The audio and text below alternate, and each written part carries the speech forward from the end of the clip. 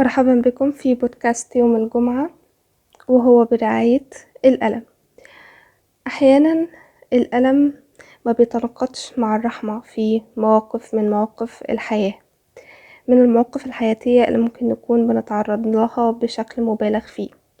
بس أحيانا إدراكنا لبعض من توافه الأمور وتركيزنا بعمق في هذه التوافه بيخلينا مع الوقت نحاول نشغل العقل اللاواعي بدون تشغيل العقل الواعي. طبعا هو في فرق كبير وفرق شاسع ما بين العقل الواعي والعقل اللاواعي، بس الحاجة الوحيدة اللي ممكن تكون بتخلي العقل الواعي يبتدي يشتغل هو الألم.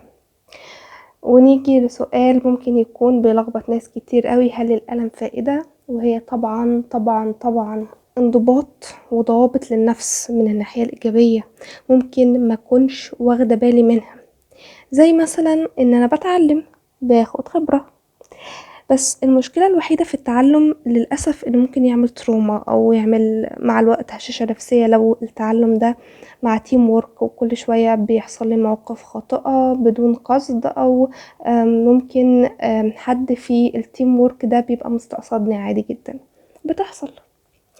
ممكن برضو في المميزات الإيجابية وهي محاولة سيطرة العقل الواعي على معظم الاختيارات ومعظم المواقف اللي ممكن تكون بتحصل فعلا في الحياة. ممكن برضو من الناحية الإيجابية تعلمنا الصبر على ان انا عندي وقت مكون من اسبوع 3 ايام وتفر بقى الوقت وهو في ألم، فانا ما عنديش اي فرصة دلوقتي ان انا اهرب، انا لازم اواجه، انا لازم احس، انا لازم اسيب الوقت يمضي، علشان طول ما الوقت بيعدي انا كده بكسب حاجات كتير. الامتنان لكل ما هو ممتع في الحياة انا مش واخده بالي منه، زي مثلا المواقف الإيجابية الكتير اللي بتعرض لها، زي مثلا موقف الصداقة اللي ممكن أكون بكسبها في التيم وورك ده. مش معقولة يعني التيم وورك كله خناق وألم وعذاب وعدم شعور وإحساس ببعض، أكيد ممكن يكون في إلى حد ما جزء من الصداقة. نيجي بقى للبارت السلبي. كل ما له فائدة إيجابية له جزء كده صغير سلبي، وانا مش عاوزه اعمل فوكس بقى على التأثير السلبي واقعد اقول لكم ده تأثير سلبي اهو، ده تأثير سلبي اهو، ونسيب الايجابي. انا تعمدت اصلا ما اقولش التأثير السلبي الاول علشان اللي مش هيكمل البودكاست يبقى شاف الجزء الايجابي الاول او سمع الجزء الايجابي الاول، والجزء السلبي ممكن يكون عادي. بس في حاجة عاوزاكم تهتموا بيها في حياتكم، وهي هل العقل اللاواعي هو المسيطر في حياتكم ولا العقل اللاواعي؟ مهم جدا مهم جدا جدا جدا نجاوب على السؤال ده. ممكن نبقى نتكلم عن العقل الواعي والعقل اللاواعي في بودكاست مختلف، بس اهم حاجة بس تكونوا متأكدين. طيب نيجي للبارت السلبي، وهو اول بوينت فيه التهور. انا ماشي بقى بطبش في المية، ما انا خلاص ايقنت ان انا هغرق، فانا ايديا ورجليا بيتحركوا بعشوائية. نو يعني نو مايند في الموقف. يركز في اي حاجة، زي مثلا انا اكتسبت خبرة، لا انا مش شايف الخبرة دي. رقم 3 وهو التأثير السلبي الاكثر شيوعا. فانا خلاص بقى انا جالي ألم من موقف، جالي ألم من تيم وورك، جالي ألم من شخص، فانا هعيش دور الضحية من اول دلوقتي.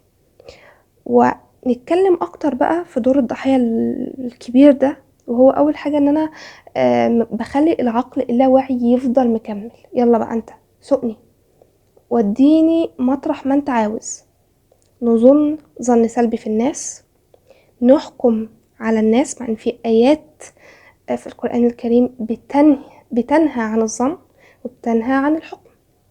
مثلا آية الحكم إن الحكم إلا لله يقضي بالحق، يعني انت لو متأكد 100% ان الشخصية دي اللي انت بتحكم عليها هي بتعمل فعلا الكلام اللي انت بتقوله ما ينفعش تقوله. تستغفر ربك، تستعيذ من الشيطان، تستعيذ من النفس الأمارة بالسوء اللي ممكن تكون أمارة بالسوء درجات ومقامات النفس عالية، وتحاول تخرج من موضوع الأحكام ده بشكل لو هو هيبقى صعب اخرج منه من الآخر. وطبعا بعيش بالألم، ما بحاولش أتحرر منه. زي مثلا أفضل كل شوية أفكر نفسي فاكر ممكن بقى الألم أبقى بفتكر الموقف، وممكن بقى أبقى بفتكر الموقف وفاكرة لون الترابيزة، وفاكرة الوقت كان الساعة كام، وفاكرة كنت لابسة توب عامل ازاي وبنطلون عامل ازاي وطرحة عاملة ازاي، فاكرة كل حاجة. أنا عندي دقة لا متناهية في الوصف لوصف الموقف طبعا. وهو ده هنا بقى تأثير الألم نفسه. خلاص أنا عايش دور الضحية بقى من أول دلوقتي. أهم حاجة بعد ما نخرج من دور الضحية ما نحاولش ندي فرص للعقل اللاواعي إن هو يحكمنا، وندي بوينت مهمة جدا للعقل الواعي ونقوله احنا ممكن نتعثر قدام عادي جدا، ممكن يحصل لنا نفس الموقف عادي جدا.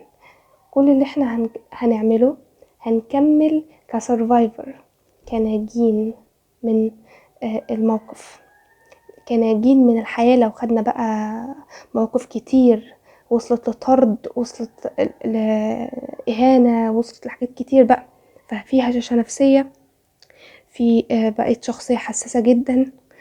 وممكن أحيانا مع الوقت الإنسان يكذب بسبب عقله اللاواعي إن هو بيفكر كتير. فاخدوا بالكم من البوينت المهمة دي. لحد هنا شكرا لسماعك هذا البودكاست، أقدر وقتك الثمين. أتمنى أن يكون البودكاست مفيدا لك. أشوفكم في بودكاست جديد، إلى اللقاء.